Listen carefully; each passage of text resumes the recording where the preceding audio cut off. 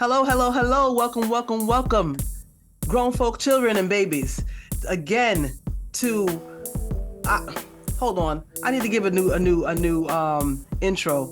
This is Call Me a Sports Fan, not Call Me Nakomi World. This is Call Me a Sports Fan. This is my new YouTube channel dedicated just to sports because I'm a huge sports fan. Of course, as many of you probably know, if it's not from just references that I drop here and there, but also from the different videos that I've been dropping lately about sports. Of course, right now it's mostly about football because the football season just started. But over the course of time, I'm going to be going over basketball, football, soccer, tennis, whatever it is. If it's a ball and we play it, I'm all about it, plain and simple. I've been athlete for most of my life. My two friends here joining me, O and Lamar, they've been athletes. So, we know sports. We know good sports when we see sports. So, I gathered my friends in today. We're going to talk all together today about some football, recapping the last weekend, a little bit of college sports, a little bit, just something to talk about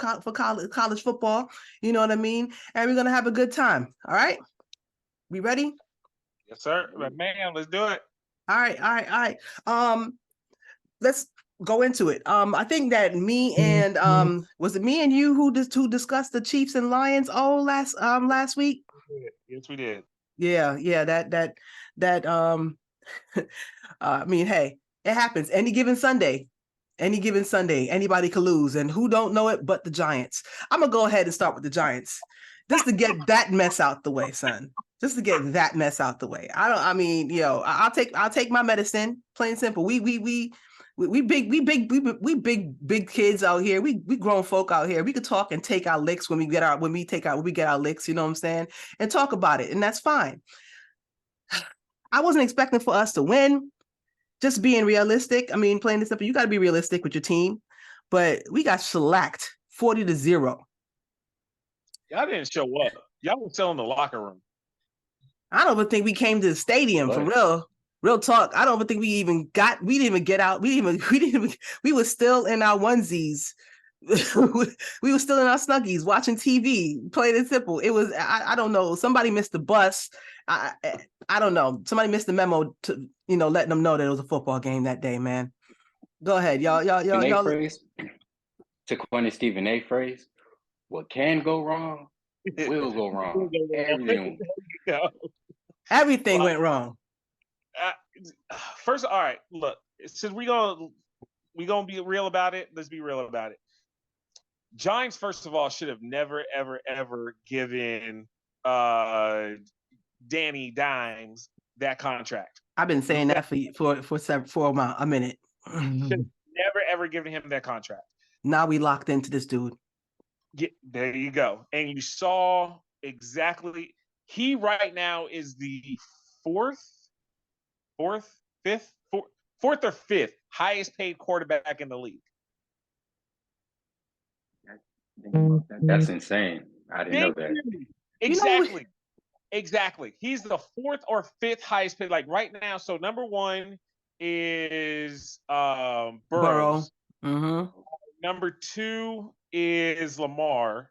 Mm. Number three is Jalen. Mm-hmm. And then I believe number four is Is it Hurts? Oh, is Daniel or is that Hurts? No, Jalen is third. Oh, Jalen's third. Jalen is third, and I believe Danny is fourth, if I have that correct. So I don't understand how. I don't understand why. I'm pretty sure he has some dirt on the owner, but I mean something.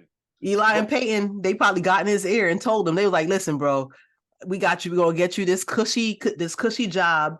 And, we're not going to let them draft anybody better than you. So you're going to basically have this, you're going to have this job for as long as you want it. It's nepotism on number one. The first time I heard about it, number one, and I'm there watching the draft and I'm like, Daniel, who? Everybody, the whole commentators, everybody was like, Daniel who? Where was he? Where did he go to school? That's the kind of reaction you got the first time. And every single year, he shows you nothing of improvement. I mean, little tiny things here and there, but it's as much as improvement as any of these little, second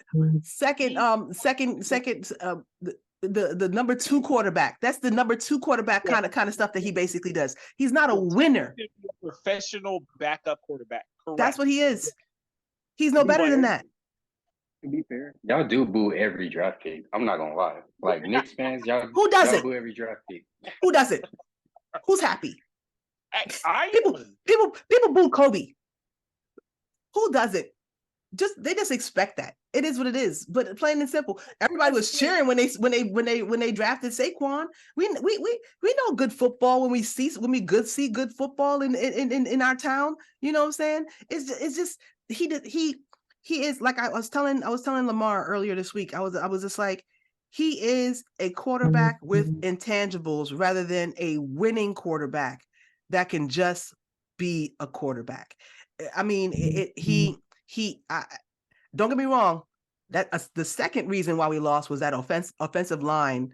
I don't know how many number 1 draft picks we got to throw at that offensive line. We cannot get that offensive line to actually block somebody. Since Eli was there, Eli was scared out of his mind and basically just quit out of fear, because every single second he heard footsteps right behind him. And at least he threw the ball out of bounds. Danny Dimes is trying to run around like he's Usain Bolt and getting sacked behind the line. It's just like, come on, bro. So a lot of things went wrong, and then on top of it, we got spooked from the beginning. We basically got a block kick, touchdown, interception, touchdown. We gave up. We threw the towel in mad early, and it's just like, come on. All of New York right now is just disgusted, plain and simple. About resilience. It wasn't over till it was over. Think about, very true. For example, the New York Jets game. There was a lot of fanfare. 4 snaps in. Yes. At halftime, they gathered themselves. Go ahead. I'm gonna let you take off. Oh, I was thinking you jumped in. I was about to say, as soon as she said New York is disgusted, I was about to say the same thing. Like the most disgusted team in all of the NFL right now is the New York Jets. I've never seen a team so hyped up in the offseason. So just, man. More than the Cowboys. Man, look what's about to happen. Man, we got 4 plays. Now, mind you, it wasn't his fault. I will agree that the NFL needs to get rid of this turf. They need to go with real grass. I heard they improved the turf, though. No, it doesn't matter. It's turf, period. The fact is his foot got stuck in the turf, and boom, pop. There you go. But with that being said, New York Jets fans are disgusted. The fact that you went from a Hall of Fame quarterback and you had him all of 4 plays to going right back to where you just started. Talk about your heart just being ripped out. Facts. Mad early. My man came running out in 9/11. My man came running out with the American flag like he was Captain America. I mean, I could imagine how hyped that stadium was. I mean, Queen Latifah was there. I mean, hell, it was. I mean, she was there for the Giants game, I think. No, but plain and simple, they were so hyped for that game, and then to have that happen, gut-wrenching, absolutely gut-wrenching. I feel it's completely bad for Aaron Rodgers and for that whole entire fan base, even though they're the Jets, they suck. But at the same time, I feel completely bad for that, because I could imagine you literally had the makings of a Super Bowl contender. Great defense, weapons all around the whole entire place. You put a little cherry on top with Dalvin Cook. You know what I mean? Y'all was ready he brought in all his peoples from his home from his old spot. Brought in Lazard. Brought in Cobb. He got Warren. Not Warren. They got his. Okay, so what made Aaron Rodgers really honestly want to go to the Jets was the Jets' offensive coordinator, Nathaniel Hackett, was Aaron Rodgers' former quarterback coach here with my boys Green Bay for years. He won a Super Bowl with Nathaniel Hackett. And so they have that relationship where he trusts Nathaniel to do what's right for him. So it was it was a dream come true. It was a dream job. It was a dream job. He gets the big market. he gets a redemption tour to basically clean up his whole image and make people forget about the ayahuasca and all that stuff like that. Great offense, and he was just gonna come out there and ball. And even if he basically gave him a 10-7 season, they would have been happy. Because I mean, that to me is a 10-7. That might make the playoffs as a wild card, at least in that division. Yeah, that turf, and to touch on that turf point, I saw Roger Goodell on ESPN today, sponsored. He said they was gonna blend turf and grass. I guess science mumbo jumbo. I don't know how that's gonna work. I don't know. It's like mixing two flavors of Kool-Aids. I don't know. Because they're making so much money from these companies because they're getting turf at a cheaper rate and rather than grass. So they don't want to lose those sponsors. But by keeping the turf, if the NFLPA has been getting on you for years about changing turf to grass, they're telling you for a reason. They're looking out for the players. These owners and whatnot, they're looking out for their pockets. Absolutely. It's about what's cheap. Right. And, but if you and that's why they don't want to pay running backs no money. Yeah. They out there, they're setting up, it's like they're setting players up for failure. It's a shame. It's a shame. And all they do is basically like, oh, that's so sad. Our prayers go out to Aaron Rodgers and his whole entire family. But the show must go on. You know what I mean? It's a sad situation, man. Sad situation. Agreed. But they persevered with a team who last year would have whooped their ass, and they beat them. And I'm just like, no, but it was the way they beat them. A walk-off punt return over. Like the way in which that kid, now mind you, this kid was featured, over the summer, and he's a rookie. He's a rookie. Mm-hmm. And a walk-off punt return to win the game. When I tell you it was one of those Cinderella stories that was written to happen, it happened. Bro, I mean, so when Aaron Rodgers went out, it seemed like Josh Allen went out too, because after he went out, I think the next drive he threw that ugly pick. I was like, okay, you just want to keep him in the game. Everybody got spooked. I could imagine. So let's talk about the greatness of how this game was. Number 3 for the Jets, their safety, right?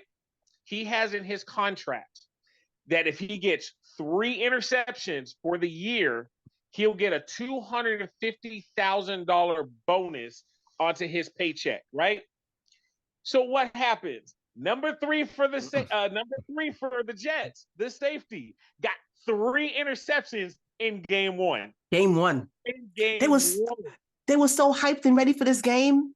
I mean, at the very least, the defense never missed a step. They got 6 sacks, 2 forced fumbles, 3 interceptions, and I think 1 run back for a touchdown. I think. No. But yeah, so yeah, when I say dominate, that defense was dominant. Absolutely. The team projects the characteristics of the coach. They definitely displayed that. They showed a lot of heart just to stick around, and maybe something will happen. And lo and behold, something happened. That Absolutely. was heart right there. And Robert Saleh is great head coach. He is a defensive-minded coach, but he is also that players coach. Mm-hmm. He knows how to talk with his team to get them ready to go. He just needed the right pieces to be able to put in place to get things to happen.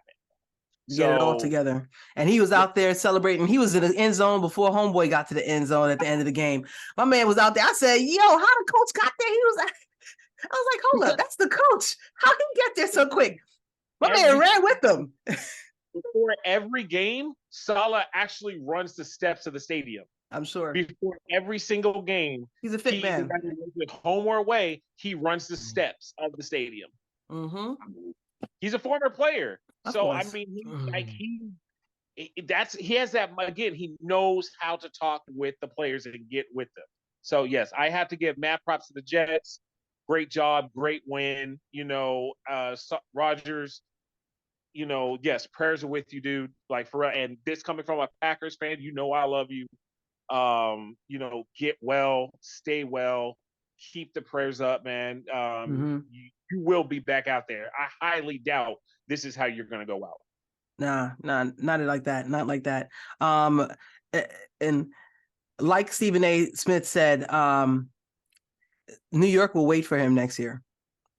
They'll have that placeholder. I don't think that they're going to basically, even though we have some rumors circulating, not rumors, but basically just talk, speculation out there. I think that no matter who they bring in, if they bring somebody in to back him up, he definitely will still be the starter next year. I don't care how good Zach Wilson does. He still will probably be the starter immediately.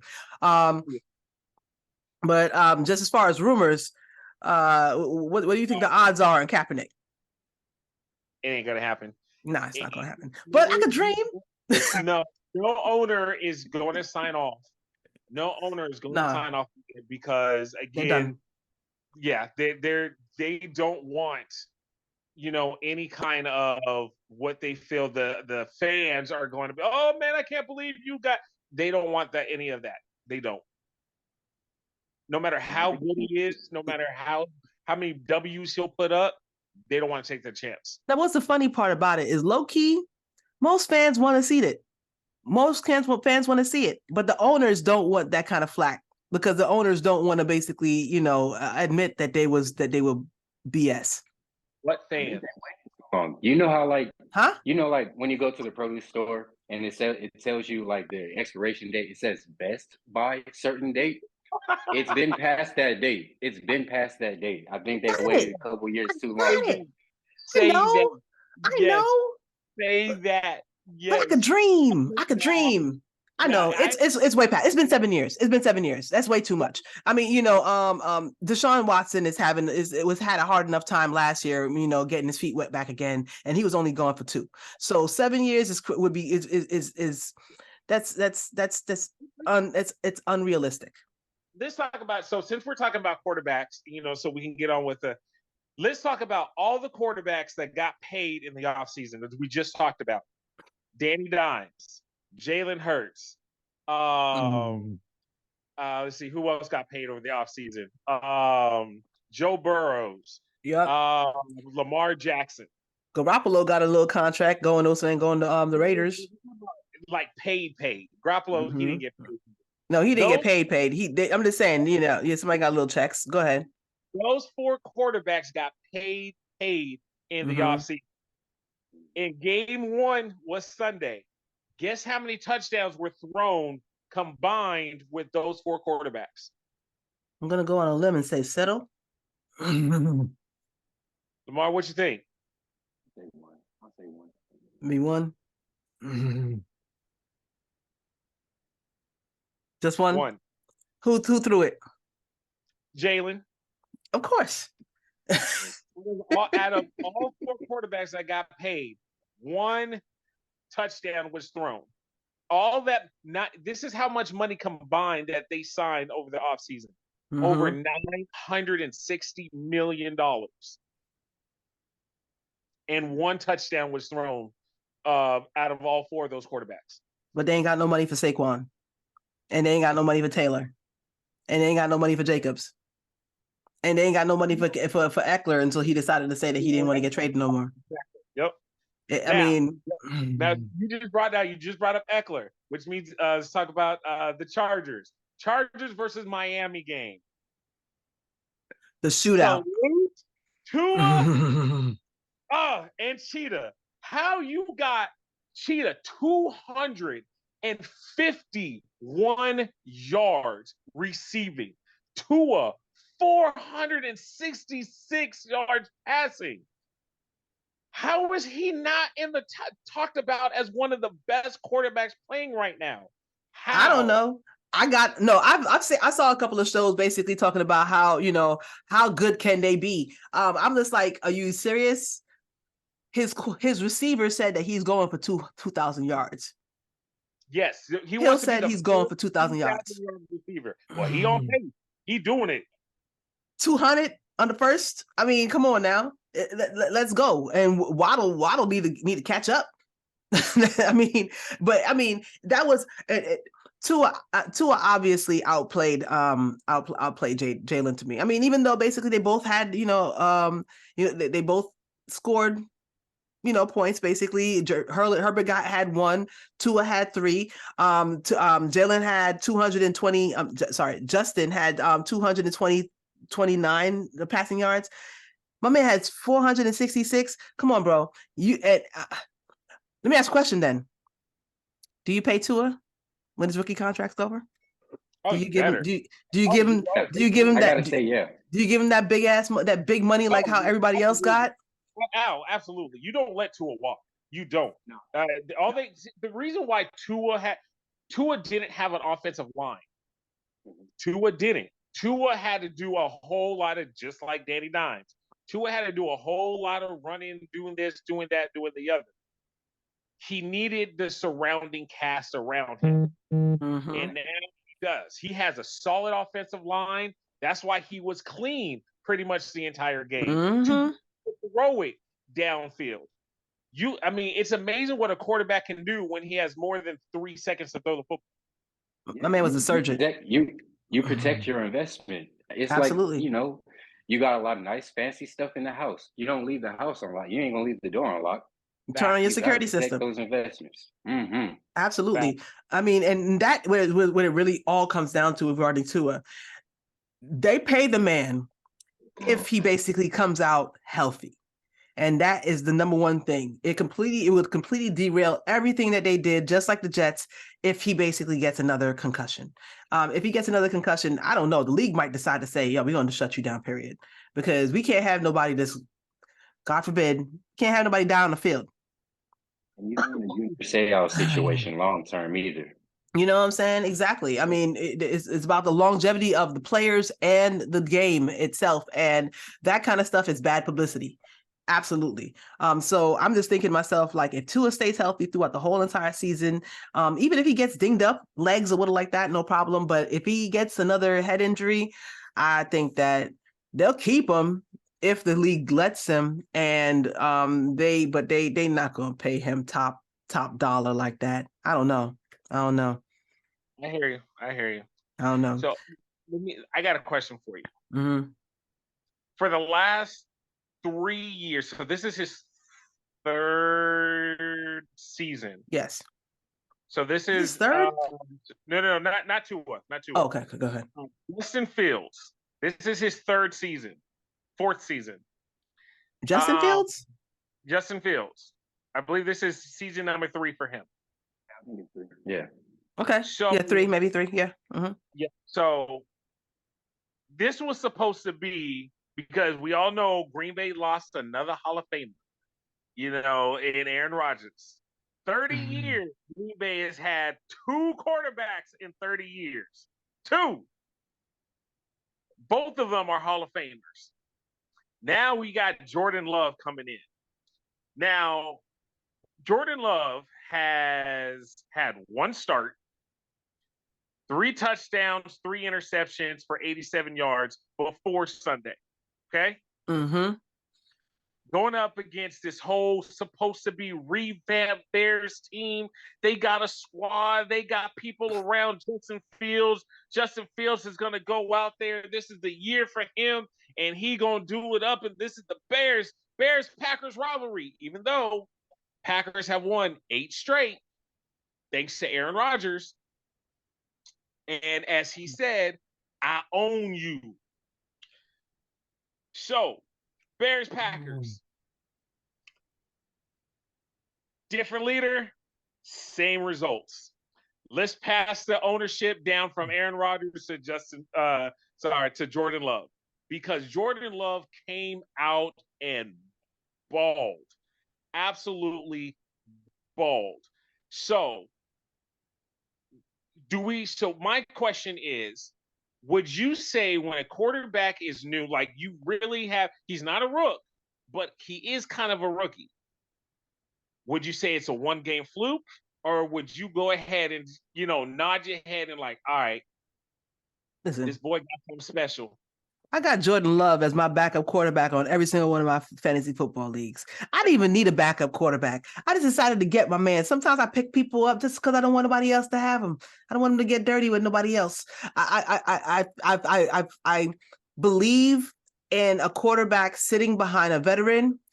Maybe not as long as he had to sit behind Aaron Rodgers, but at the same time, when you have a veteran, you let them run their course and go off into the sunset when time is appropriate. But at the same time, it's the most beneficial situation for a team transitioning from an older veteran quarterback to a new prospect. And he went through the fire with Aaron Rodgers, understanding not only the game, but the business.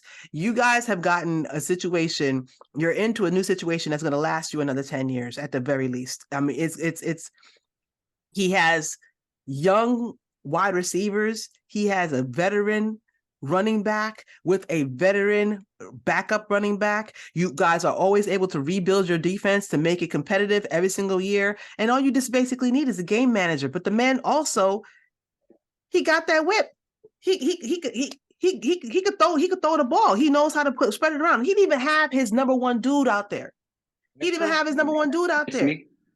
That's true. Something that convinced me. He showed poise. Yes, he showed poise. Absolutely. Effective decision making. Like this guy, when he made a decision, it felt like he knew what he was doing.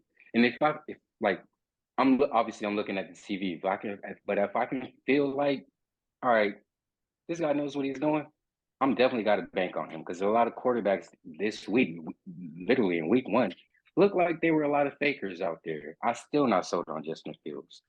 And mind you, this guy doesn't even have a lot of live game snaps. He's like a Brock Purdy, like him and Jordan Love. I feel like those can be the future of the league. Absolutely. I'm with you with Justin Fields. I've been saying it from jump, and I've actually had this argument a million times with people on Facebook. Justin Fields is trash.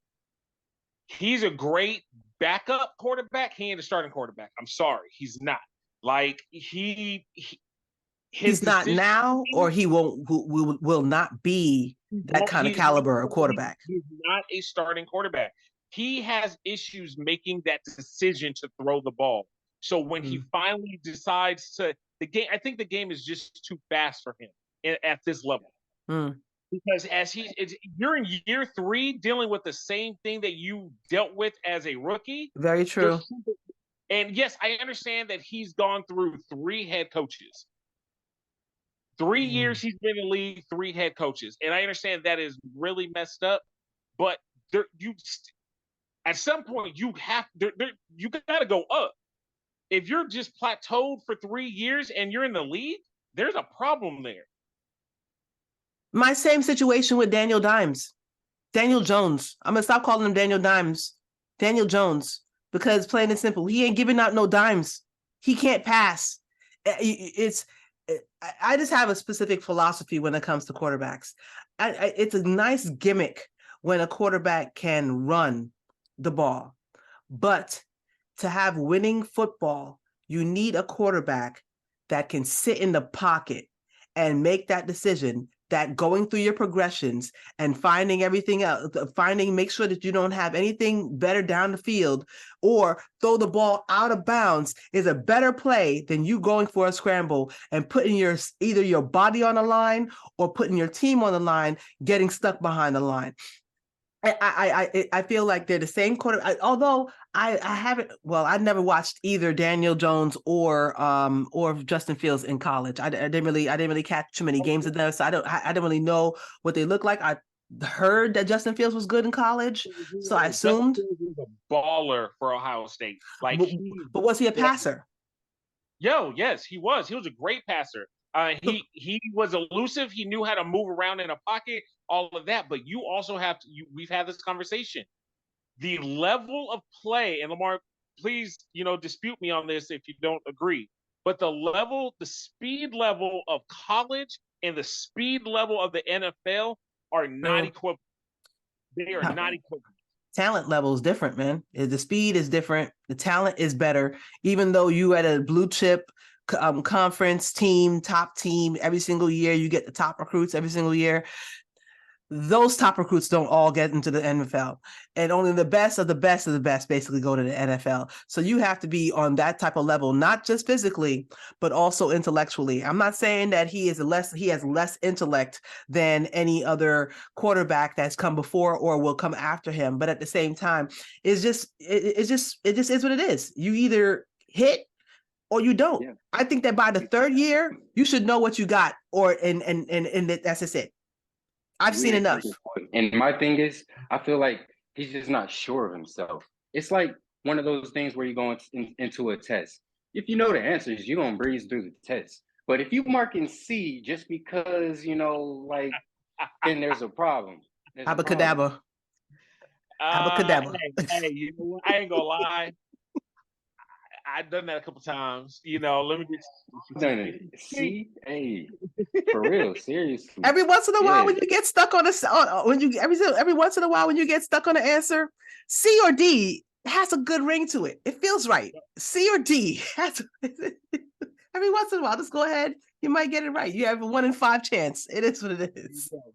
But better than leaving it empty. Other quarterbacks that I saw that shined. Richardson in Indy. Definitely. That shocked me. I didn't think with Taylor gone, his starting wideout gone, I thought it was going to be a debacle. Richardson balled out. Like, kudos to you, sir. You definitely solidified why they chose you at 4. And yes, you earned the starting job because he killed it. He had more passing yards than a lot of veteran quarterbacks this weekend, and that's not even to count his legs. Yep, exactly. So yeah, he killed it. So kudos to him. Let's see who else showed out. You know what? We're gonna circle back real quick. Mm-hmm. QB in the situation that he was in, I have to give him credit for the job that he did for managing the game. And I know it wasn't Wilson. It wasn't an ideal situation for him to be in. But when it came to him being in the clutch for his team, he came in the clutch for his team. So I have to give Wilson credit for that. Kudos to him. A pat on the back. I'm going to give some credit. Say about athletes. Go ahead. Oh, go ahead. No, go ahead. What they say about athletes is confidence. Mm-hmm. Confidence is half the battle. That little bit of ounce of maturity, made the difference. I feel like it's confidence and it's expectations too, because I'm sure that Zach Wilson didn't specifically have that much higher expectations the prior years, but when you bring in Aaron Rodgers, the expectation is Super Bowl, and so that means that everybody needs to elevate their performance and their own expectations. You have to want more from yourself instead of just basically just being like, okay, well, let's see if we win this game. No, it's put in the effort and let's win this game. That's basically what all comes down to it. I'm also going to give a shout out to another quarterback that I thought was going to have a horrible ass day. But Matthew Stafford, okay, without Cooper Kupp, you still basically found the last little couple of sunflower seeds left in the bag. You know what I'm saying? It's a cold ass team right there. Knocking them back for real. Cold ass team right there.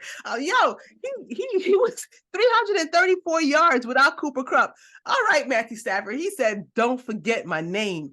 I feel it. You got people out there picking up people that I ain't never heard of. Atwell and Steve Atwell. I'm like, who? Yeah, you're talking about the LAF them picks. You know what I'm saying? Like, go for it, son. Look, when Smokey Mom gave him that $1, he said, "Make it enough." He made it enough. There you go. Make it enough. He made it enough, and they came through it. And smashed out a Seattle team that I thought was going to do better. I thought Seattle was going to come through and I thought Geno was fool's gold from the beginning. Geno was fool's gold from the beginning. Even since last year. I thought he balled out last year. I think last year, but at the same time too, sometimes you ride the you ride the roller coaster of momentum, and I think the momentum really took that team. And don't get me wrong, I never really thought Geno was a bad quarterback. I thought that he just basically kind of didn't really get into a situation where he had a team that actually believed in him. So I'm not really calling Geno a bad quarterback. I think that he's decent. I just think that I mean, hell, how did that? I'm obviously the defense was doing their damn job because Geno couldn't basically do much. My man had 112 yards. But game one, let's be real. Majority of the teams that everybody saw were supposed to be elite, were supposed to be this, were supposed to be that, were all trash. Speak about it. Speak about it. Trash. Kansas City was trash. Which again, Kansas City is still on the market for a wide receiver. So any of you wide receivers that need a job, go right ahead. It's a fire sale. Go ahead and get on Indeed and put your resume in. Ocho Cinco said that he can still come through and give y'all yards. I'm with not playing in the preseason, like play a factor into it, y'all. Yeah, that's exactly what I was leading into. Thank you. Exactly. Absolutely. We're feeling each other. That's exactly what I was leading into. The coach for I think it was Philly, he even said, you know what? It's my bad. I should have played them a series or two in the preseason. The reason I understand the preseason is mainly so you can see the talent in which you drafted in the draft or undrafted free agents to see how, who you're going to put on that 53-man roster. I get that. But by the time you get to the third game of the preseason, you need to have your vets in there playing because they haven't played real football since before the playoffs, if they didn't even make it to the playoffs. So you're looking at almost a year of not playing full contact real football with another team. So the cohesiveness is not going to be there. So that's why all these teams, you're throwing behind the receiver. The running back isn't running the right route. All of these false starts that we're seeing, penalty flags left and right for all these, because nobody is in sync with another because they haven't played with each other in almost a year. And forever. I'm going to tell you right now, one of my favorite sayings, scared money don't make money. Plain and simple. I remember back when I was, just a brand new, fresh out the box football fan, and the starters used to at least do 2 or 3 possessions in the preseasons, at least the first 3 games. The last game was basically to see who they cutting. That's basically how it was. And it is little by little by little, they stopped playing because they were afraid. They were afraid of basically getting hurt. But this is football. Who cares if you get hurt in preseason or in the first quarter, four plays in? Who cares? It doesn't matter. Either you're going to get hurt or you're not going to get hurt. You're going to go out there and you're going to go play. You might as well go out there and get the reps in, get to know your players, because practice speed ain't full speed. Nope. I don't care how hard you practice. Practice speed ain't full speed. You need to get out there against a different team than your own defense and play. So is this like that? To me, that is I think it's definitely what's adding to all of these damn hamstring injuries and all these other bullshit injuries that basically everybody's getting. It's like at least 3 people on every single team that got a hamstring right now.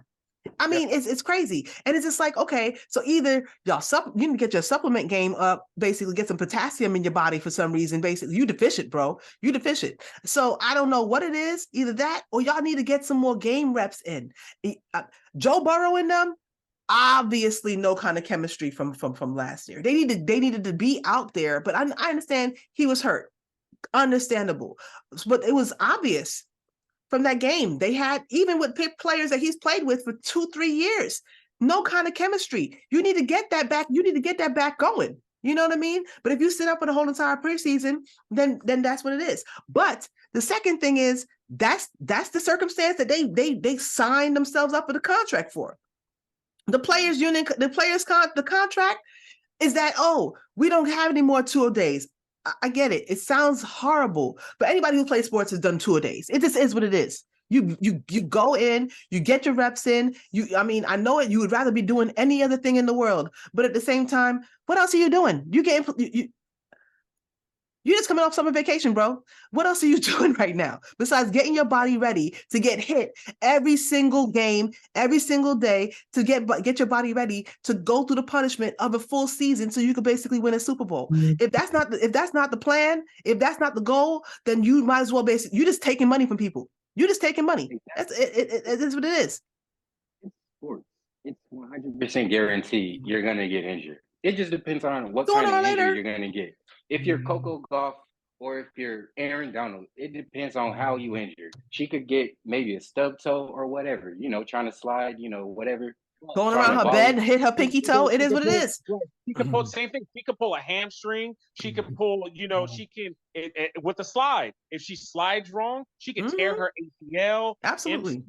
MCL, anything along those lines. But again, it's yes, you are absolutely right. The preseason is important for cohesiveness for the team, but it's also important for training your body for the regular season speed. And if you don't, as we see right now, look at the players that are hurting, that are hurt now. Look at the players that the cohesiveness don't. You're the quarterback, the wide receivers aren't on the same page. The offensive line, they're not talking to each other. They're not on the same page. It's just ugly. It is. It's ugly. Wait, before I go, case in point, Coco Gauff. Shout out to Coco Gauff, second youngest player to win the U.S. Open. Absolutely, just represented. I appreciate you. Second American teenager since Serena Williams. Exactly. So shout out to you, Coco, doing the damn thing. I can't wait to see you in the next major. Yep. Go ahead and just run these off. Just run these off back to back. But yeah, case in point, Daniel Dimes. They were not on the field all preseason, especially not Saquon. They had them all wrapped up in bubble wrap. They didn't want anybody. And then the one I saw one series that they had Darren Waller out there and they had all them other kids out there. And I'm just like, I hope this is going to work out for them. I really hope it does because I'm assuming they're the professionals, so they know what they're doing. But it just didn't seem like it was going to work to me. It just felt like it was just like, okay, well, we're going to plan and we're going to hope for the best when we go out there. And that's exactly what it seemed like. I want to know exactly how many. I want to go back and see if I could pull up some preseason stats to see how many actual starters played in the preseason and how many snaps that they actually played for and whether or not they're hurt right now. Because I feel like a lot of people who barely even got into the preseason or started off the end of preseason with the hamstring or came up out the first episode, the first game with the hamstring. Shoot, Aaron Jones, another one of my running backs in fantasy, hamstring. Darren Waller, right before the first game started, hamstring. I mean, right. Right and left, everybody. Cooper Kupp, he basically he didn't even get through training camp before he caught a hamstring injury. Hamstring too. Say what? Got a hamstring too. So yeah, it's bad everywhere. It's bad everywhere. It's just like I just feel like they're doing themselves a disservice and they're shooting themselves in the foot just to I get it. They want to feel as though they have some control. But you could have had more control on other things, but you basically voted to get vacation rather than to get more compensation. I'm just saying. Mind you, the playing time is on the coach, not on the player. The playing time is the coach's decision to sit the starters, the vets. Now, I'm talking about 2-a-days and different things like that. That's the NFLPA. That's what they agreed to get rid of the 2-a-days because they were trying to save people from being hurt in the off season. CT and all that stuff.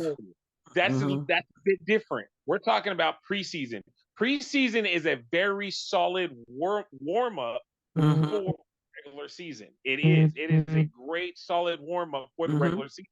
But when coaches do not put in, we're talking about a series or two, when coaches do not get their vets, their starters in to play for 2 and 3 series, you're doing them a disservice because they're not ready for the regular season. Their bodies aren't ready. Their team isn't working together. They're not ready to go. And it don't even need to be veterans or stars. Look, Lamar, I'm gonna send this over to you. The Hawks. I saw one possession, one series with Ritter, Kyle Pitts, Bijan, and London out there. I saw one series all preseason with them all out there. Well, Bijan only played one series all preseason. But I get it. He's a rookie. He's gonna go out there. He's gonna do what he does. He's a Debo Samuels. He could basically run it, catch it. He could do whatever he wants to do with it. But at the same time, I'm just like, if you have high expectations, I would assume that you basically would try to do better on that. Lamar, let me find out what do you think about Atlanta? They won. Yeah. But what are you thinking about the team right now? Well, I'll say this to segue from the preseason conversation.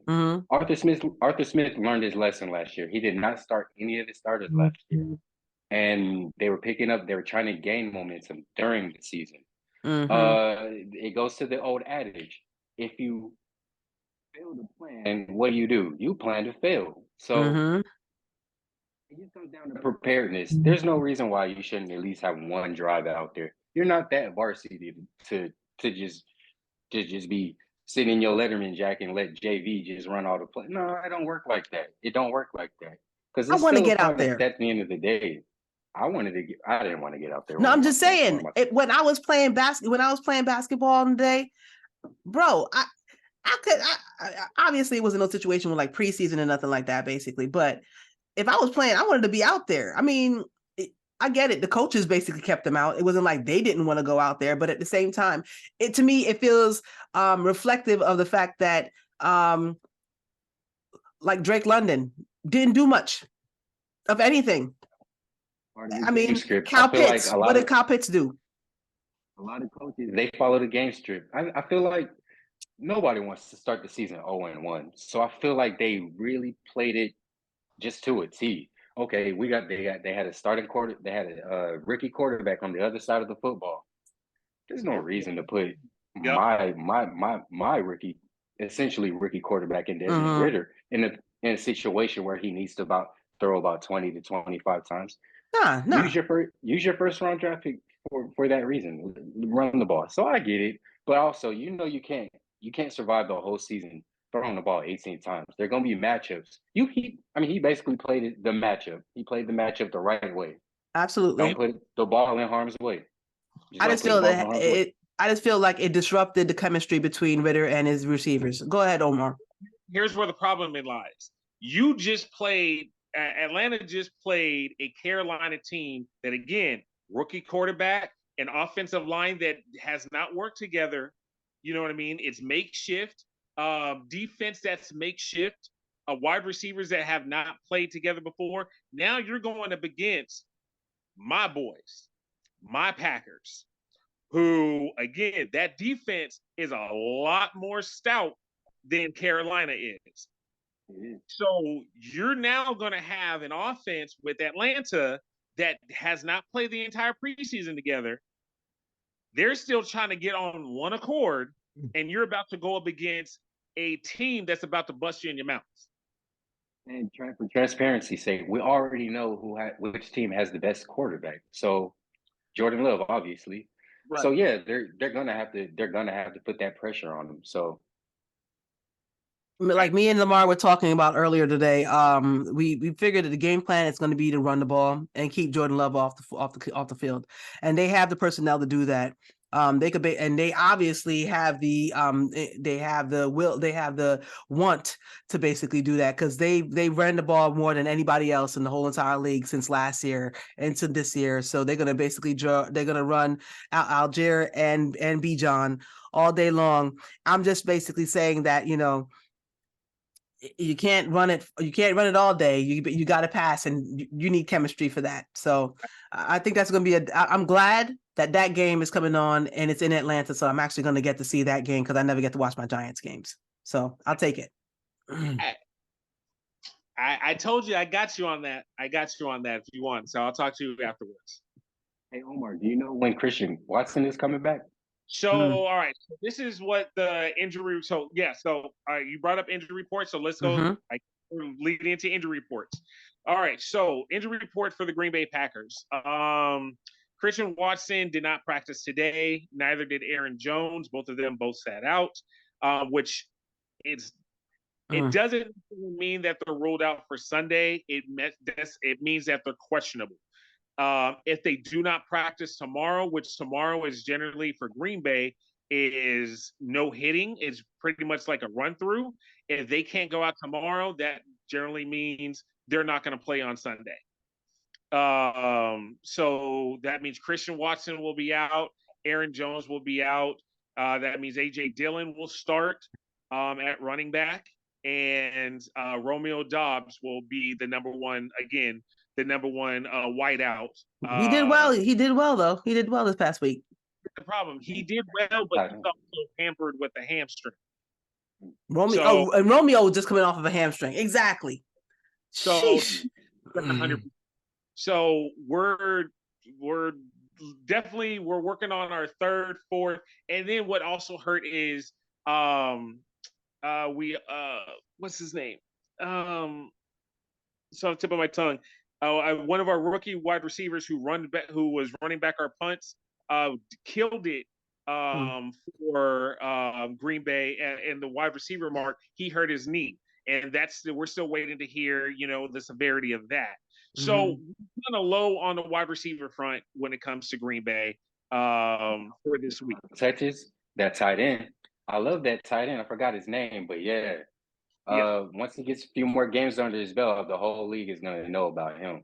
Oh yeah, man, he absolutely he looks like a beast. He looks like a beast. Yep. Okay. Yeah, Green has some great young talent. Great young. It's just going to take time and exposure for them to all click with one another. So we'll see how that goes. Across the league, let's see here. Seattle lost both of their starting offensive tackles. So that they're hurting there. Let's see here. Jerry Jeudy is hurt and is questionable for the game on Sunday for Denver. Let's see. I'm trying to think of any major injuries. Mark Andrews. J.K. Dobbins. Yes. Yep. Mark Andrews will be playing this Sunday. J.K. Dobbins. Okay. Woo. All right. I feel bad for this guy. I do too, but last year, after the season, fights his way back through the offseason and everything else to get back on the field, gets back on the field, goes for a half, and blows out his calf. And now he's out for the season. So wasn't it Achilles? I thought it was Achilles too. No? Well, Achilles. Calf, Achilles. Okay, yeah. Same injury Aaron Rodgers had. Blows out his Achilles. And now he's out for this season. So I'm just, man, that is a very, very hard. 2 years straight, he lost time. Done for the season. Right. Yep. Done for the season. So it's horrible. Absolutely horrible. But as far as injuries, those are the major injury reports right now that are out. The injury list of who's going to play and who's not going to play will be out tomorrow.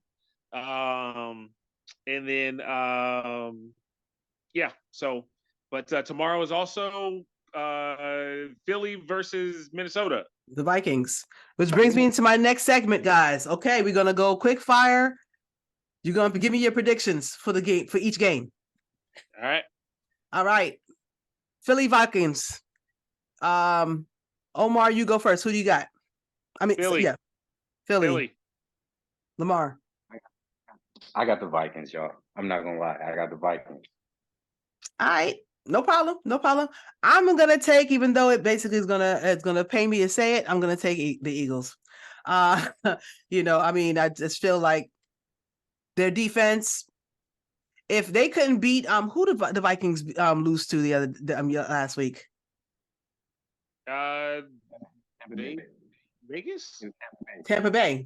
Exactly. If they can't beat Tampa Bay, they definitely not beating Philly. Yeah. Okay, Packers, Falcons. I have a feeling I know exactly where you guys are going.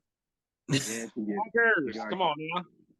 You already know them birds. You already know. Dirty Birds. Okay. I am gonna go with the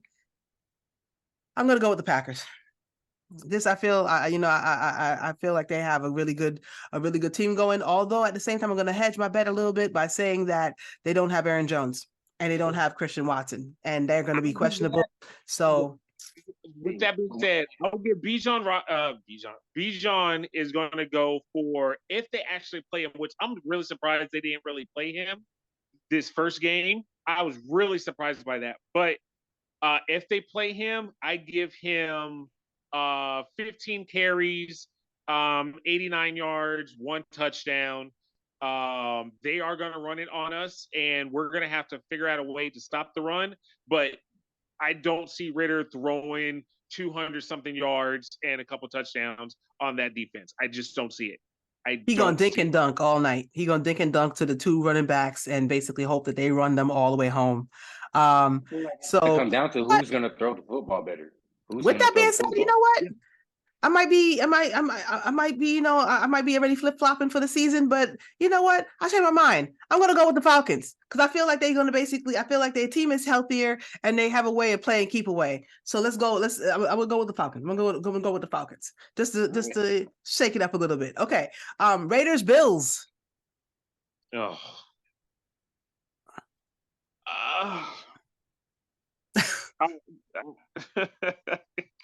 Either one of y'all want to take that one first? Go ahead. Vegas, baby. Vegas? Sheesh. I'm gonna go with Buffalo because I don't think it's possible that Buffalo can Josh Allen can do 2 games in a row that bad. I don't see him being that bad 2 games straight. I just don't do it. I don't see it. So I'm gonna run with Buffalo. They're going to be at Buffalo. That's the only reason I'm going to give it to Buffalo. Or else I'd say that Vegas is going to take it because I feel like Vegas has Jacobs. They have even though they got Garoppolo, they got Jacobs and they got Adams. Devontae Adams back there. So they got some weapons. They got weapons all around.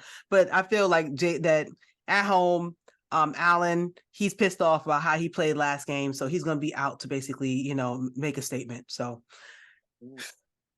I don't even know if everybody picked somebody. I guess I'm picking the Bills. All right. Ravens, Bengals, another interdivisional game. Ravens back Bengals. Ravens, since he is not clicking right now. I don't know what they need to do to get clicking right now, but that offense, that defense, the entire team, something is out of whack and out of balance. And I think even though J.K. Dobbins is hurt, they still have enough running backs by committee. And I think Lamar will pick up where he didn't pick up. And I think they're just better off. That's RB1 right there. Yeah. He's RB1. Go ahead, Lamar. I'm gonna say Cincinnati. I just feel like, look, division games are always ugly. Division games make everybody look bad, to be honest. And I feel like their talent, they have enough talent that I feel like they can not overwhelm the game plan, but essentially, if you're gonna stack rosters, I'm leaning more towards Cincinnati, just because of talent. Okay. don't know what I'm gonna I get from think OBJ. that it's gonna be a battle. And I don't know. I think I'm gonna go with I want to pick the Ravens, but I think I'm gonna go with the Bengals. I think that Joe Burrow is gonna find that connection and exploit as much as they can. It's gonna be close. It's gonna be close. It's gonna be close. It's gonna come down to a field goal. But I'll take the Bengals. We'll see. All right. Seahawks, Lions. Detroit. Yeah. Yeah. Detroit. Bite a kneecap on the way up too. They're gonna bite somebody's kneecap on the way exactly. up. So, yeah. Exactly. Yeah. Exactly. Chargers, Titans. Both 0-1. Oh, Chargers. Chargers have way too much talent. They do. They have way too much talent. I don't even think Tennessee even has an identity right now on offense. They got, the king at the running back. Beyond that, who else do they have? Like, who? I don't even know why D-Hop even signed there, honestly. Money. I would have went. Exactly. I would have went for the littlest contract with the best team I could find. Because all the money is great. You're still going to make money regardless. You're going to get another contract. You're going to get money regardless. You're D-Hop. But at the same time, what is it going to do for your overall legacy and stats to basically waste 2 years with the Titans? Nope. Chargers. Okay, so Bears, Buccaneers. So the toilet bowl. Okay. Yeah. I'm gonna let Lamar go first on this one. We both lose. I'm sorry, we all lose as wins? A unit. So, who wins? You know what I'm saying? Like, we all lose as fans. So, gun to my head, I might have to say. I even forgot who the matchups were. I'm gonna say Tampa Bay. I'm gonna say Tampa Bay too. I think they have a better, well-rounded team. Even though Baker Mayfield is throwing the ball, he has Evans and he has he has Godwin on the other side. They got not Roddy White, Rondell White, is that his name? They got White in the running back.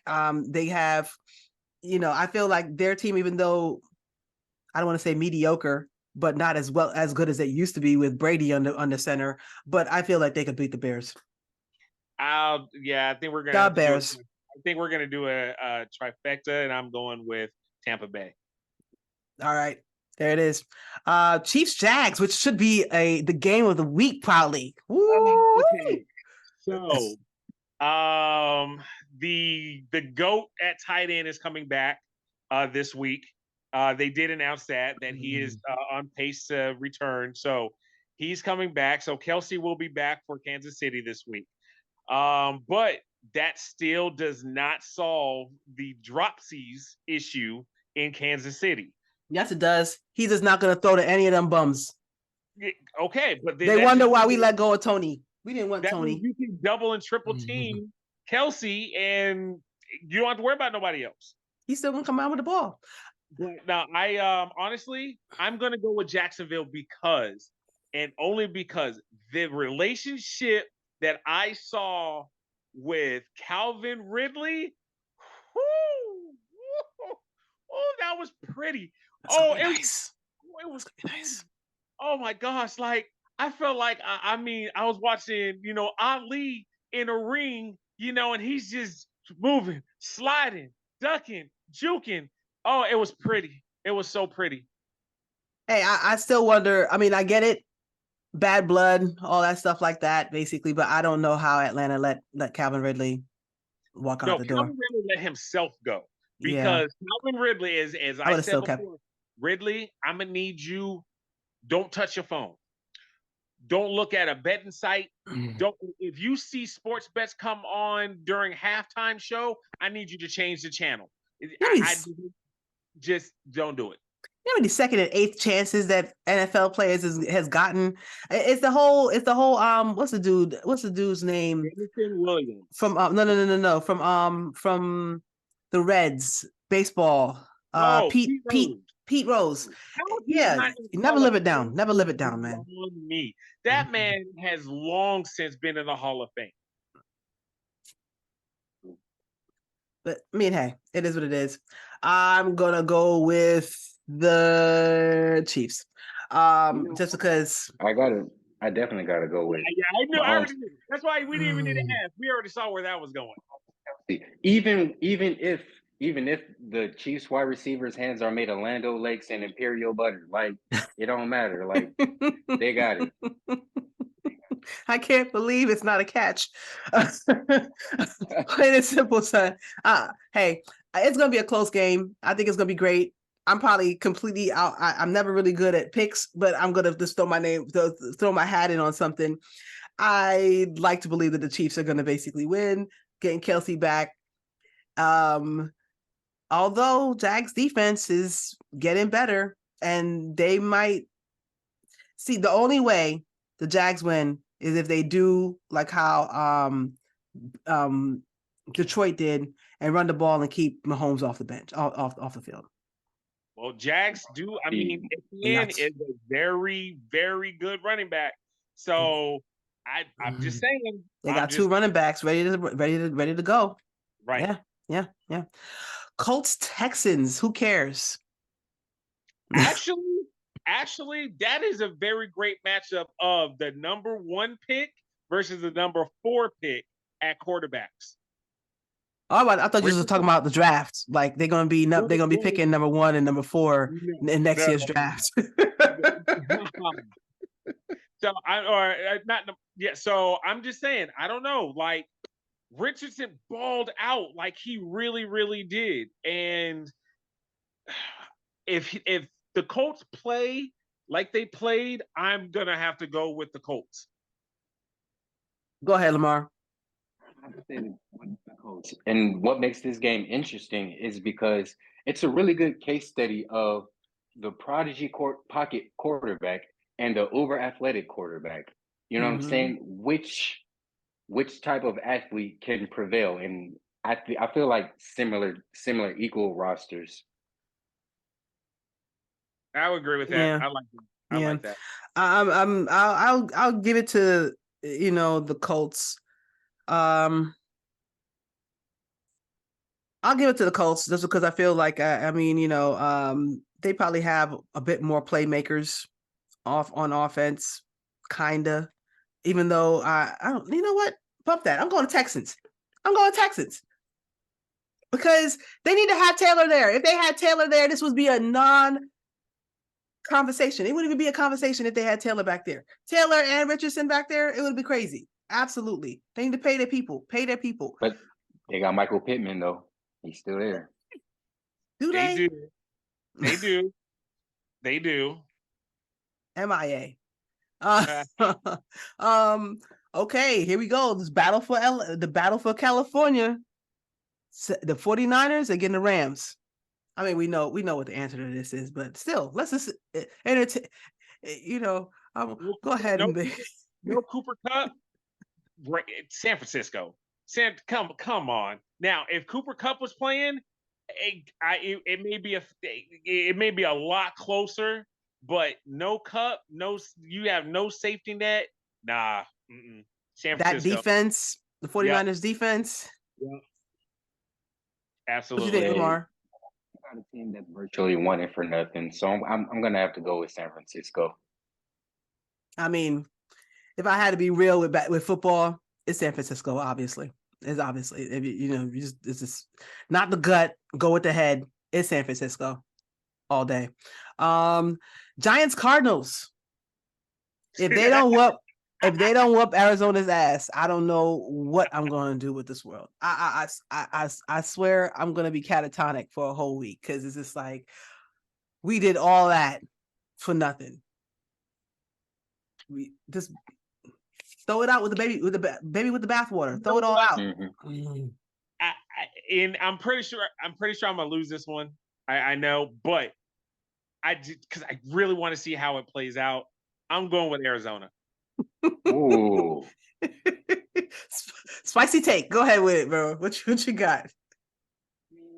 It can't get worse than what happened week 1. And I feel like it's more of a reality. It's better if you had that taste in your mouth early so you don't have that feeling the rest of the season. So I'm gonna say Giants. It's gonna be. I feel like it's gonna be a Saquon game. It better be.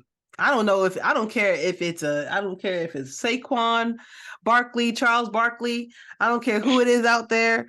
They need to do the damn thing and basically beat a team that should be trying to get your man from USC.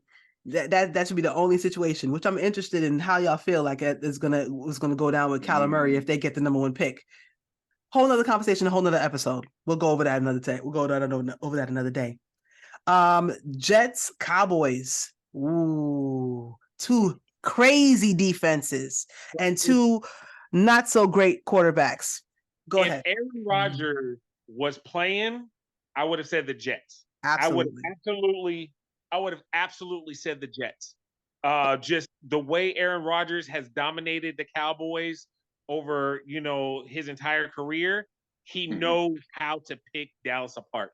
But with Aaron Rodgers out, I got to go with, I don't think Wilson, he's up to speed to handle the speed of Dallas. So I'm going with the Cowboys.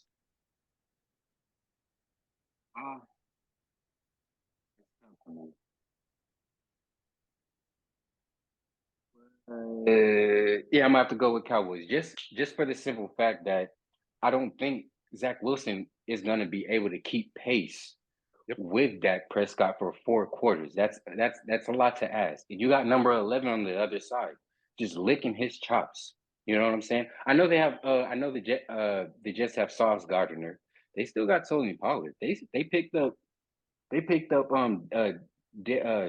Brandon Cooks.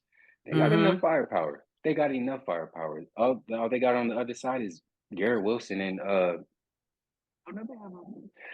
they have Cooks and then it's just gonna come down to quarterbacks. And it's gonna come down to kind of quarterback. Yeah, Zach Wilson is not. He won't be able to keep up with the speed of Dallas. They're going to pressure him all night. They're going to get him off his game, off his route, all of this, and it's going to be very, very ugly. It's going to be an ugly defensive game. I feel like whichever quarterback flinches first is going to lose. I don't really trust Dak that much, but I trust Zach even less. I feel like it's a D quarterback versus a C- quarterback. So I feel like Dallas is probably going to win. They won that last game not by a fluke or by a once in a lifetime type of play, running back for a punt in overtime. That kind of stuff don't happen every single day, and it probably won't save the Jets next week. So I'm going to basically say the Cowboys also, which disgusts me to basically even say that out my mouth, but got to be real. It is what it is. The Cowboys will probably win that, especially with the fact that they're home. Carson's going to set the NFL record for the amount of sacks in a game. Running for your life. That's going to be Zach Wilson. All game. Plain and simple. Commanders, Broncos. Washington. I got Washington too. Yeah, Washington. Yeah, they're coming together. You got Robinson back there at running back. He's coming. I mean, he is a came baller. Back, balled out. He is a baller From that injury last year, came back. Yep. So you got Robinson back there. They got a wide receiver set that's actually really, really decent. Dotson. I wish I would have got Dotson in the fantasy league. Dotson, woo, that boy's bad. That boy is real bad. So yeah, I definitely Broncos. Especially if Judy's not going to play this weekend, he's hurt. So if Jerry Judy's not out there, I don't. Denver is another one of those teams where I don't know what their identity is. I agree. I think Sean Payton is waiting for next year to decide what that is. when he basically gets a chance to draft his replacement for Russell Wilson. I loved Russell Wilson back when, you know, he was with the Seahawks, but I don't know what happened. That life comes at you fast. That he even got 2-3 kids, and he said, I'm just going to play peekaboo with my kids at home. I'm just going to play peekaboo. That's all I want to do. Yeah, I say Commanders too, even though that kills me. I'm just like, my whole division is killers. My whole division is killers. Yeah. And we at home, afraid to go outside Wait. like it's the purge, son. It's just like, it's killing me. It's killing me. But it's all right. We coming back next week. We coming back. Say what? When is if Sean Payton fires up that Bounty Gate playbook again? Brush that off real quick. Yeah, that's the only way they're gonna win, probably. If they put a bounty on the Washington Redskins starting quarterback, they desperate as hell. But I'm not mad at it. I heard he's good. And they got to win by any means necessary. So we'll see. Okay, we're rounding out the last three. Dolphins, Patriots. That's another inter-divisional game. Dolphins. Of course. Dolphins have way too much speed. You know, you got Waddle, you have Cheetah. Tua is balling out, as we said earlier. You know, so honestly, I see Miami punching New England in the teeth. Mac Jones is trash. I'm sorry, he is not their answer. I know they think that he was supposed to be the second coming of Tom Brady. He would that's what they said, but psych your mind. He is far from it. Nope. But no, no. Miami's about to. I think Miami's gonna put up 14 on them and win by a minimum of 14. Absolutely.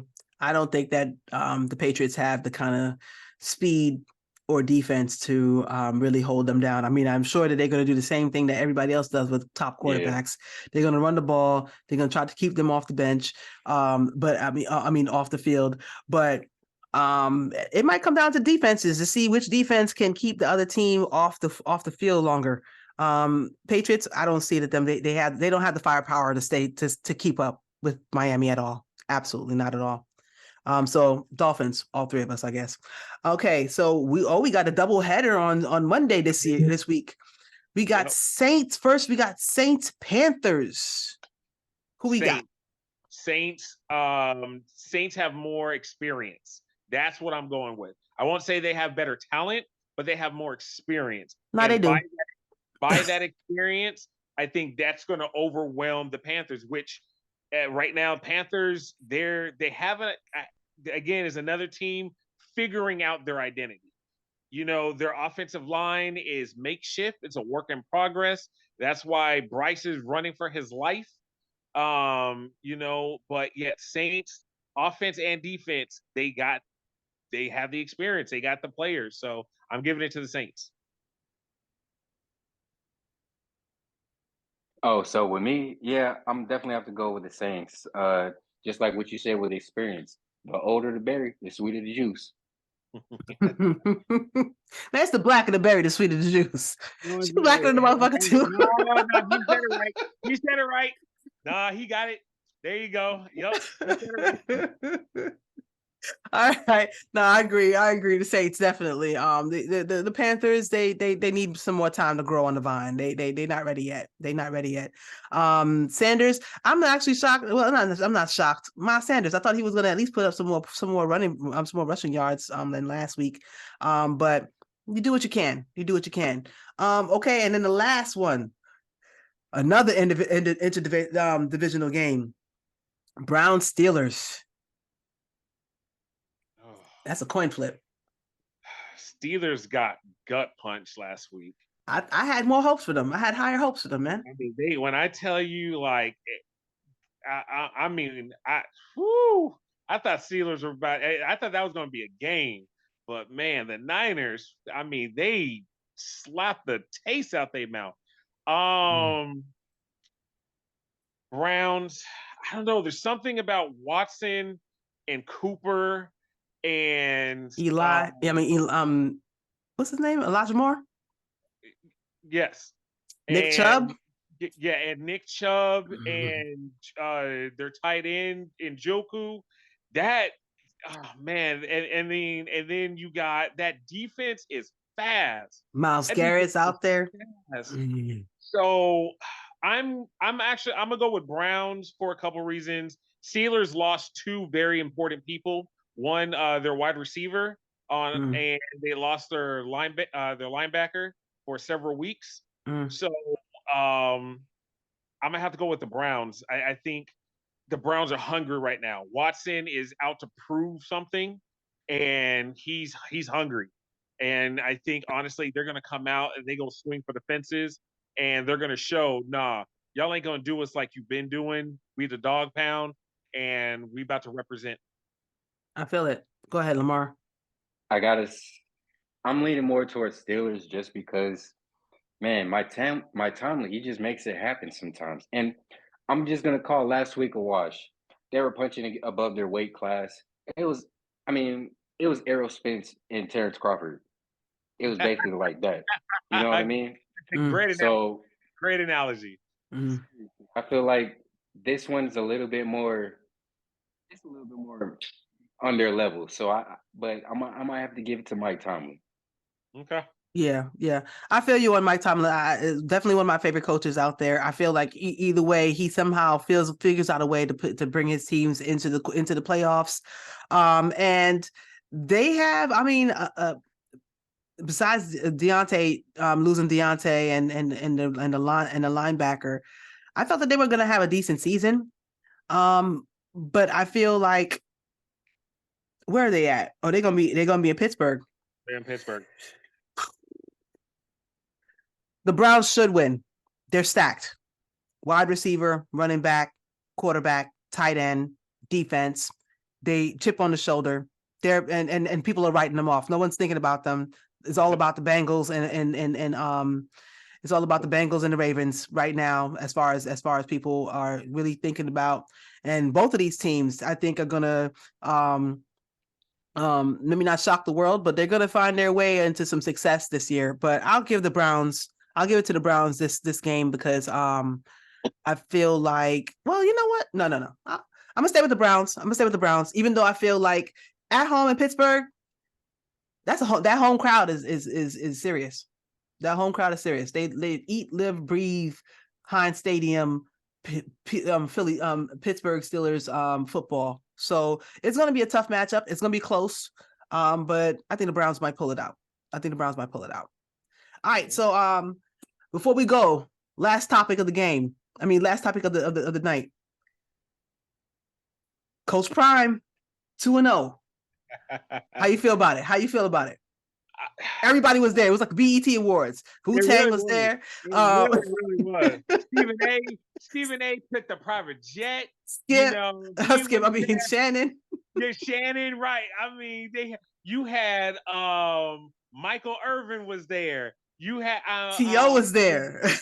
Yes, everybody. Megan Thee Stallion was there. What? Was there. She was there too? Like, oh my gosh. Like, this is crazy. It was a happening. Somebody went outside and went, cuckoo, and everybody basically came down from the hood and was like, let's show out for my boy. We're going to basically show what's going on in this Colorado. That many black people was there too. Colorado ever. There's never been that many people at Colorado ever. Absolutely not. What'd you say? Who you said, Lamar? I saw the Hat Man there too from that Alabama riverboat thing. Yes. That whole fiasco. He was there too. He was a special guest. You know what I'm really? saying? Everybody was there. Yes, he was. Yes, he everybody was there. Everybody and their grandma. They was there. Who made the Kool-Aid in the potato salad? That's all I want to know. Who made the mac and cheese? Who made the potato salad? It came out. It was like the premiere Black Panther. Everybody was out there. Everybody was out there. They had some. Go ahead. Deion Sanders does not need no more material for his diss track. So I'm gonna say I'm a believer. I am. The way Prime, he is the team whisperer.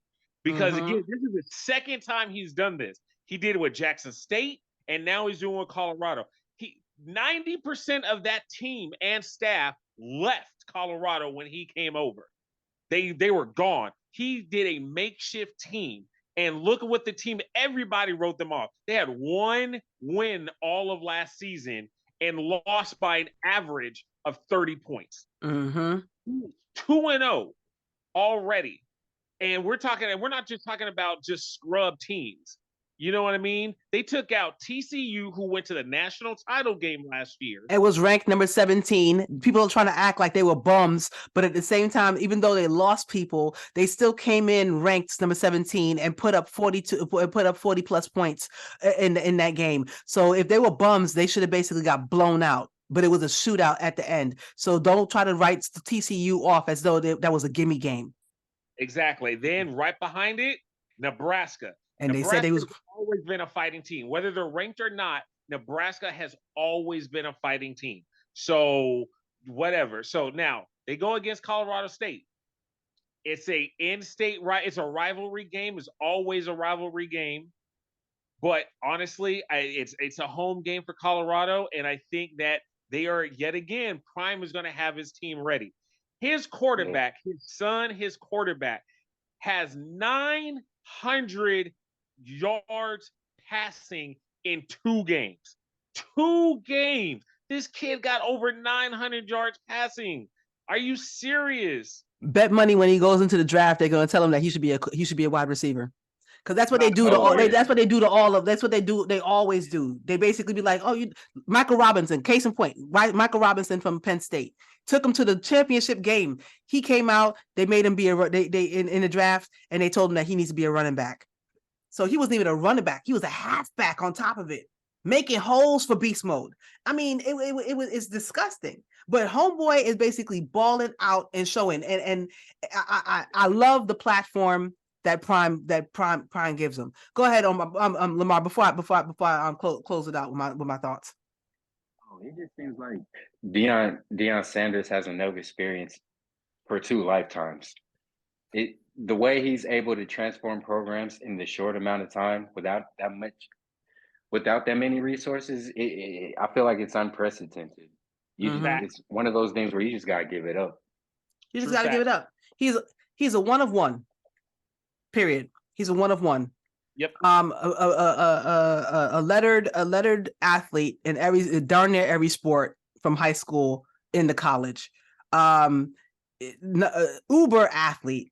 I mean, but besides all that, to me, when I think of coaching, I always tell my nieces and just basically people I talk to, coaching to me is 75%. It's 25% management and preparation. X's and O's, making sure you have the right coaching staff, making sure your team has good discipline and all that good stuff, and 75% psychology. He knows how to put a battery in somebody's back. If nobody don't know that, he's gonna get the top. He's gonna get the top recruits. He's gonna have his team absolutely prepared to run through a brick wall twice every single Saturday. And people didn't really see him coming because he didn't have the quote unquote resume.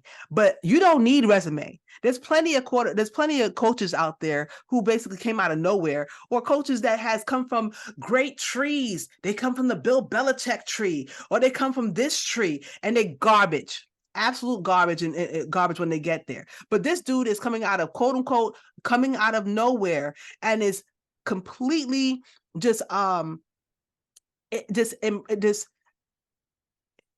he's making his team truly believe that if they put the work in, they could get what they want out of it. And he puts and tells them, don't worry about nothing else. I'm going to this is prime time. I'm going to set everything up for you guys. Just go out there and just play to the top of your levels. And you don't got to worry about the media coverage. They're going to come to me. They're going to bring it to me. I don't got to go out there to go get it. And Prime is the best person for it. And I think that all these teams out there are scared as hell. Because when this dude decide to leave Colorado, because I don't think he's going to stay in Colorado forever.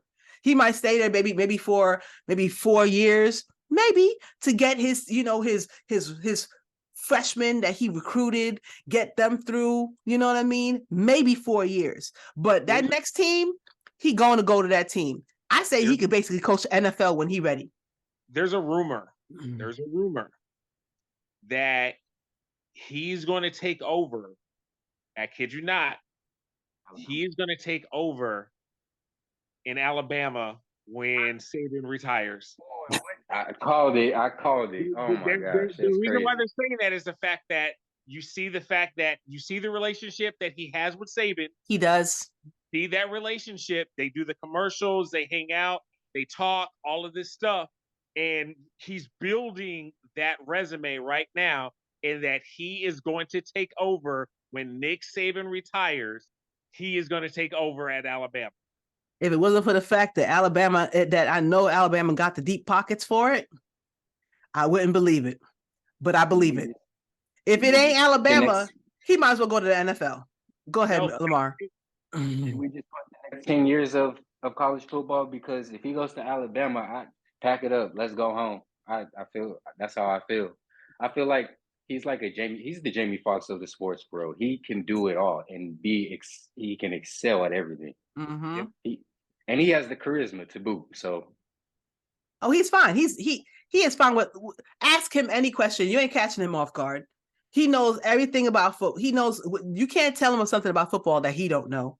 You can't tell him anything about preparation that he don't know. You can't tell him anything about making it to the NFL. You can't tell him anything about being a high school athlete coming into the NCAA. I mean, he has mastered every single level, besides basically also being a obvious idol of people who play both ways. And it's just like, yo, come to my team. You want to play both ways? Come on my team. I got you. Go ahead. I'll let you run all over this whole entire field and prove and see and show everybody the kind of athlete that you are. Because someone did it for me. I'm going to do it for you. And I'm going to put these.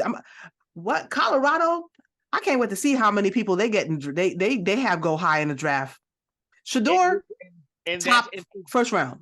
And that's it right there. It's the fact that he brings so much clout. He brings so much array to the schools in which never would have. Look what he did.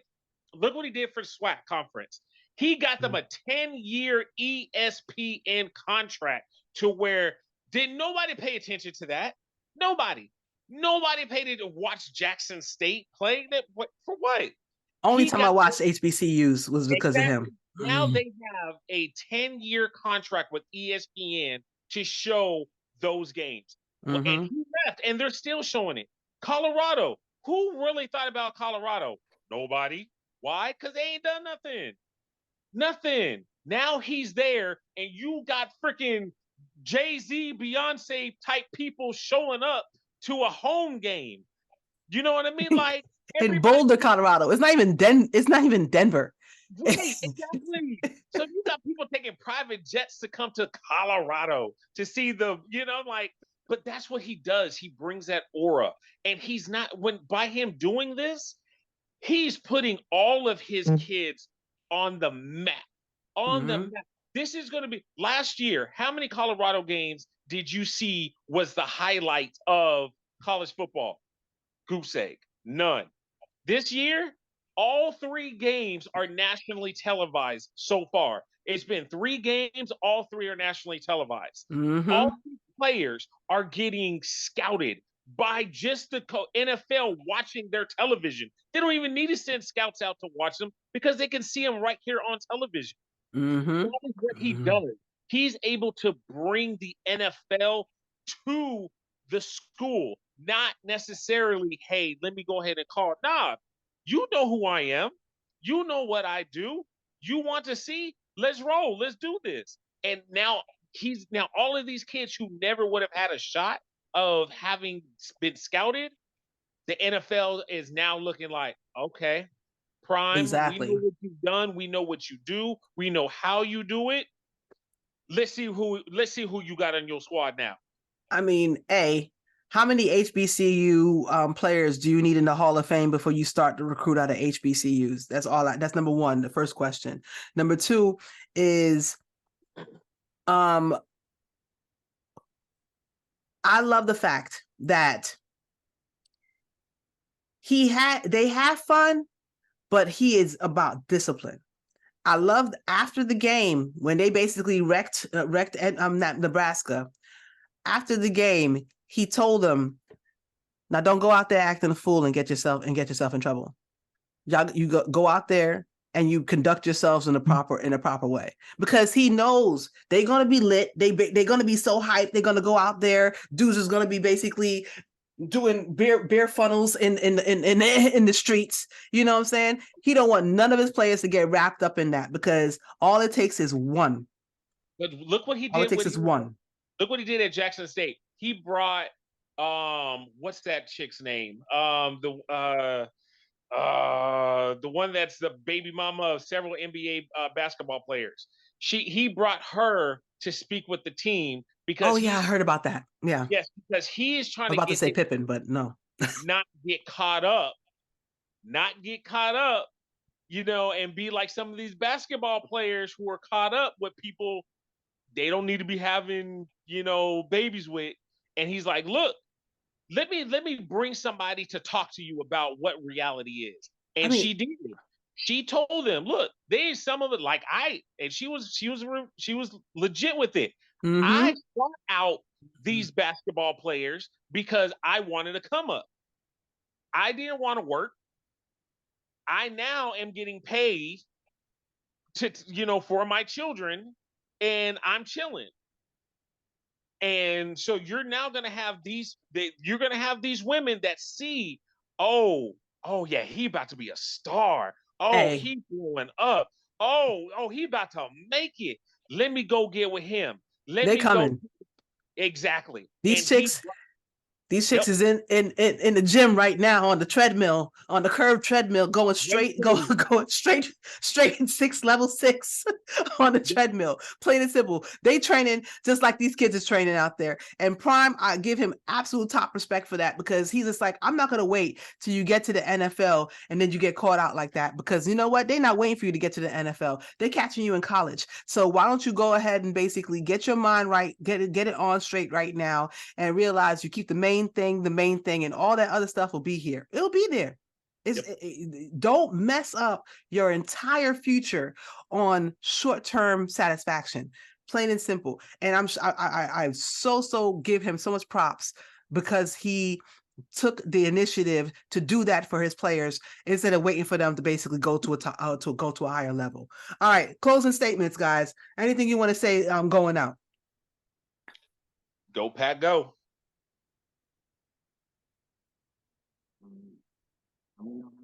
Much to say, just to segue off that Deion Sanders thing.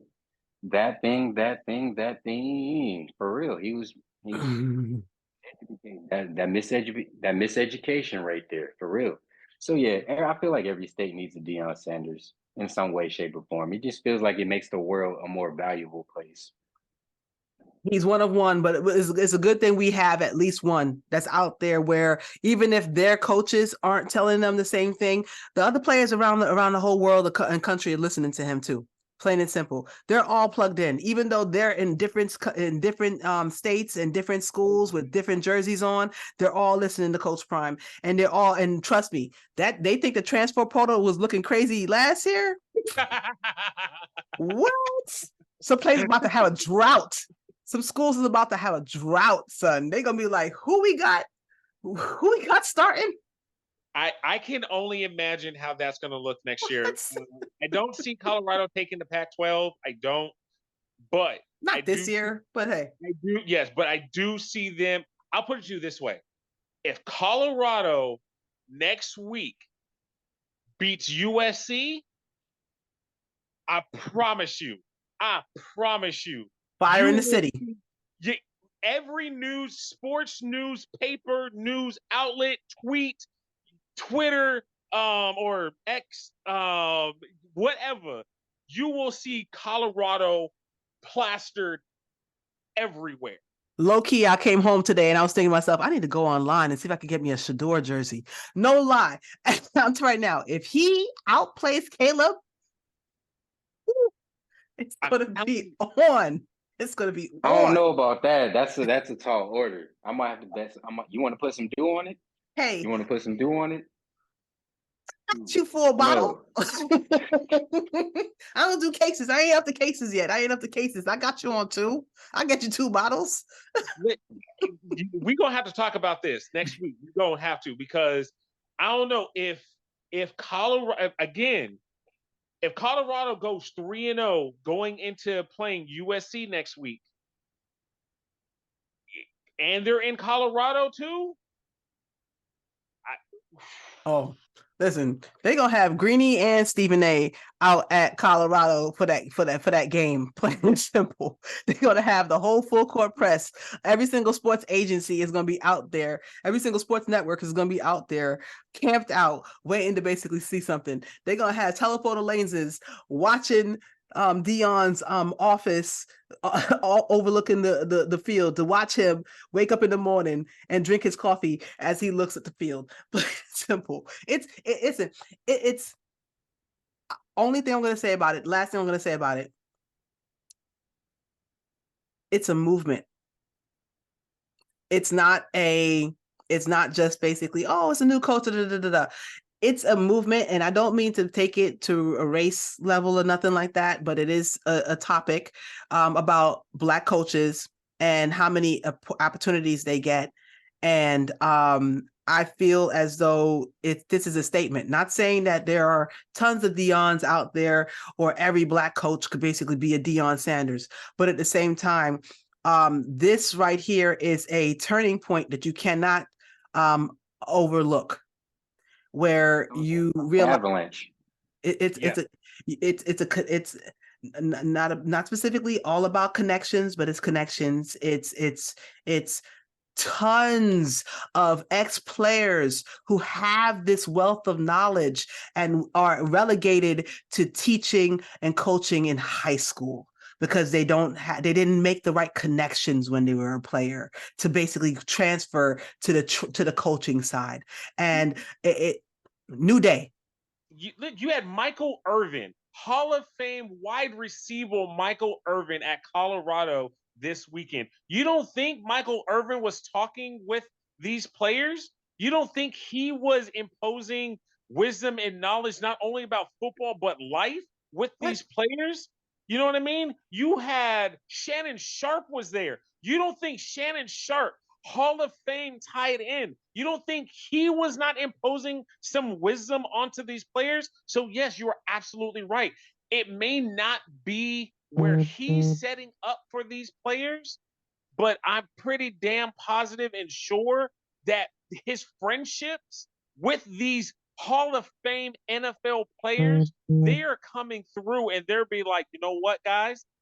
Let me impose some wisdom on you. And you don't think these players are taking that and holding that tight? Absolutely. It's like Michael Jordan came down and basically decided to speak at your high school game. It's the overall impact of the whole entire thing. Not just Prime. He has players. I watched the whole T.O. when T.O. was there, basically talking to them, and was just talking about his work ethic and how hard he trained. And these kids were like sponges, just looking, because it's just like, yeah, these guys are Hall of Famers who basically have all the numbers that you're trying to aspire to. Why not sit right there? I don't have coaches who never played the game talking to you and trying to tell you how to play football. I got real players who's out there and who changed the game in here trying to tell you how to play football and what it takes to get to that type of level and what it takes to get your mama out the projects and what it takes to get you to change your life to a place that you can only dream of.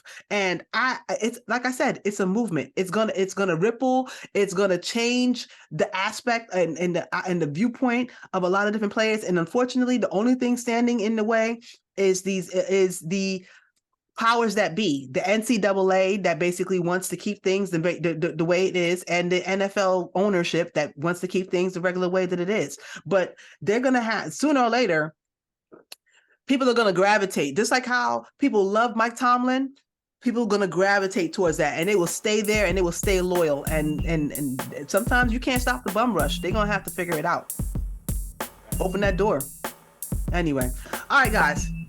We went a little bit longer than I wanted to go, but I'm so happy you guys stuck with me. I really appreciate it. Oh, thank you so much. Again, Lamar, thank you so much for coming on one more time, guys. I wish we would have got a chance to go into a little bit more fantasy football, but it's okay. It's only the first week, so we don't know what's going on. After the second week, that's when we could basically really, dissect things, figure out how many targets people are going, how many carries, and see what offenses are really showing you what they got. So thank you again. This is Call Me a Sports Fan. I am CallMeASportsFan. Thanks for coming out. Go ahead, like, comment, subscribe, share it with your friends. Hit me up on callmenakomi at gmail.com. CallMeASportsFan on Instagram. CallMeASportsFan1 on Twitter, or X as they call it right now. So hit me up. I'll talk to you guys soon. Peace.